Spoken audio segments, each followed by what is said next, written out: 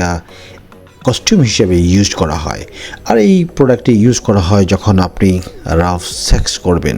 Actually আমরা বাংলাদেশি অথবা Indian অথবা পাকিস্তানিরা ব্যাখ্যা করে বলতে হয় যে মিষ্টি এবং রোমান্টিক যৌন মিলখাত করার বিষয়টি অনেক নারীই পছন্দ করেন এবং ভালোবাসেন।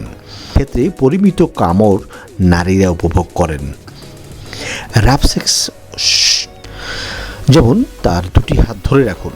আপনারা দুটি হাত ধরে রাখতে স্ক্রিনে দেখানো যে প্রোডাক্টটি আপনারা দেখতে পাচ্ছেন হ্যান্ডকাফ, এই প্রোডাক্টটি ইউজ করতে পারেন।